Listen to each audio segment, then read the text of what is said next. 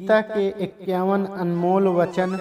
कोई कुछ भी कहे, बस अपने आप को शांत रखो, क्योंकि सूरज कितना भी तेज क्यों ना हो, समुद्र सूखता नहीं है। जहाँ आपकी कोई कीमत नहीं है, वहाँ पर रुकना अनुचित नहीं है, चाहे वो किसी का घर हो या किसी का मन। जब कोई हाथ और साथ दोनों ही छोड़ देता है, तब कुदरत कोई ना कोई उंगली पकड़ने वाला भेज देता है। उन्हीं का नाम कान्हा है। जो मन को नियंत्रित नहीं करते हैं, उनके लिए वह शत्रु के समान कार्य करता है। हे अर्जुन, व्यक्ति जो चाहे बन सकता है, यदि वह विश्वास के साथ इच्छित वस्तु पर लगातार चिंतन करे। सिर्फ दुनिया के सामने जीतने वाला ही विजेता नहीं होता, बल्कि किन रिश्तों के सामने कब और कहां पर हारना है, यह जानने वाला भी विजेता होता है। जो लोग बुद्धि को छोड़कर भावनाओं में बह जाते हैं, उन्हें हर कोई मूर्ख बना सकता है।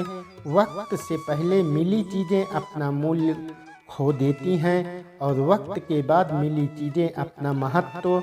मनुष्य को अपने कर्मों के संभावित परिणामों से प्राप्त होने वाली विजय या पराजय, लाभ या हानि, प्रसन्नता या दुख इत्यादि के बारे में सोचकर चिंता से ग्रसित नहीं होना चाहिए। आत्मा पुराने शरीर को वैसे ही छोड़ देती है, जैसे मनुष्य पुराने कपड़ों को उतारकर नए कपड़े धारण कर लेता है। जैसे जल में तैरती नाव को तूफान उसे अपने लक्ष्य से दूर ले जाता है, ठीक वैसे ही इंद्रिय सुख मनुष्य को गलत रास्ते की ओर ले जाता है। आपका विश्वास एक पर्वत को भी खिसका सकता है, लेकिन आपके मन का संदेह दूसरा पर्वत खड़ा कर सकता है। हमारा खुद पर विश्वास होना बहुत ही जरूरी है, क्योंकि हम अपने रास्ते पर खुद चलते हैं। वक्त कभी भी एक जैसा नहीं रहता है। उन्हें रोना भी पड़ता है जो बेवजह दूसरों को रुलाते हैं। अपनी इच्छा शक्ति के माध्यम से अपने आप को नई आकृति प्रदान करें। कभी भी स्वयं को अपनी आत्म इच्छा से अपमानित न करें। इच्छा एकमात्र स्वयं का मित्र होता है, और इच्छा ही एकमात्र स्वयं का शत्रु है।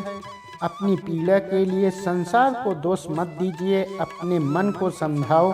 तुम्हारा मन का परिवर्तन ही तुम्हारे दुखों का अंत है। खुद को कमजोर कभी नहीं समझना चाहिए।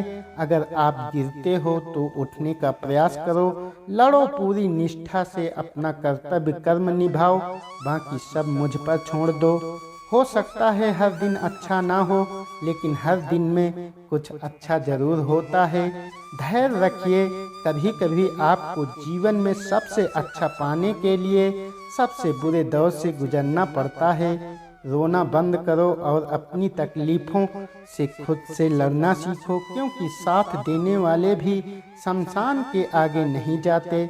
समय जब न्याय करता है, तब गवाहों की आवश्यकता नहीं पड़ती है।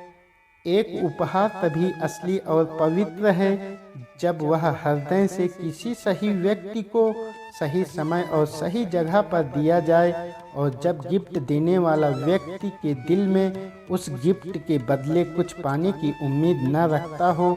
सुंदरता आपकी दृष्टिकोण में होती है।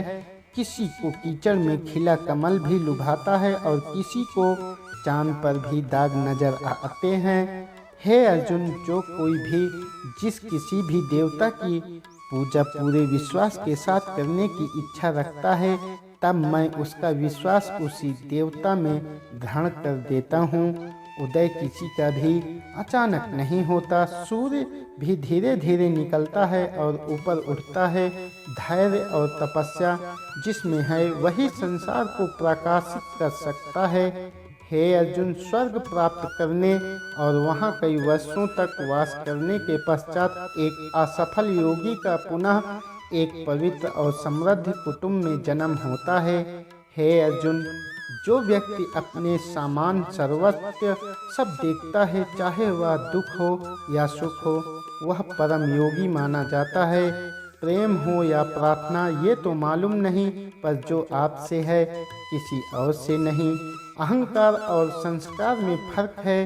अहंकार दूसरों को झुकाकर खुश होता है, संस्कार स्वयं झुककर खुश होता है। सेवा सबकी करो मगर आशा किसी से मत रखो, क्योंकि सेवा का सही मूल्य ईश्वर ही दे सकते हैं। जब सत्य की असत्य से लड़ाई होगी तो सत्य अकेला खड़ा होगा और असत्य की फौज लंबी होगी, क्योंकि असत्य के पीछे मूर्खों का झुंड भी होगा। अकेले रहना तुम्हें यह भी सिखाता है कि वास्तव में तुम्हारे पास स्वयं के अलावा और कुछ भी नहीं। जब परिवार के सदस्य अप्रिय लगने लगे और पराये अपने लगने लगे तो समझ लीजिए विनाश का समय आरंभ हो गया है। क्रोध आने पर चिल्लाने के लिए ताकत नहीं चाहिए, मगर क्रोध आने पर चुप रहने के लिए खूब ताकत चाहिए होती है।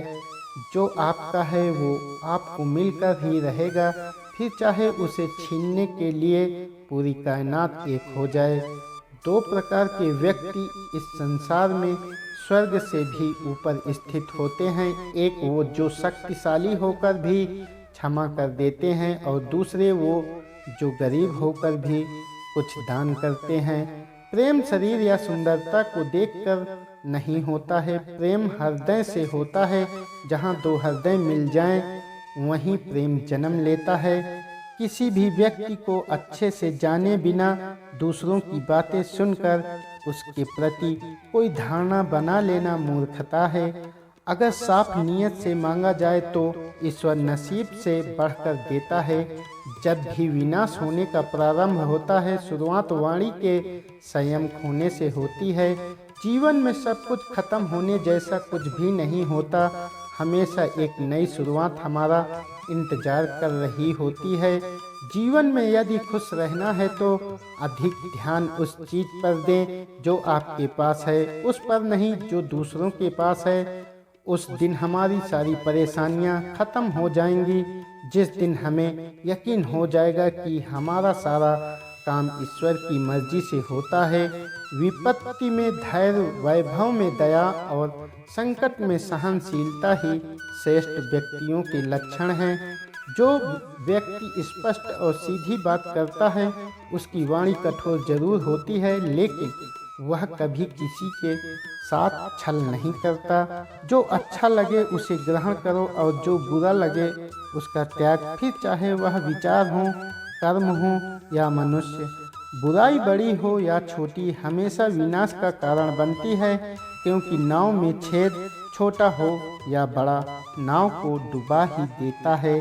परिवार और समाज दोनों ही बर्बाद होने लगते हैं जब समझदार मौन और ना समझ बोलने लगते हैं।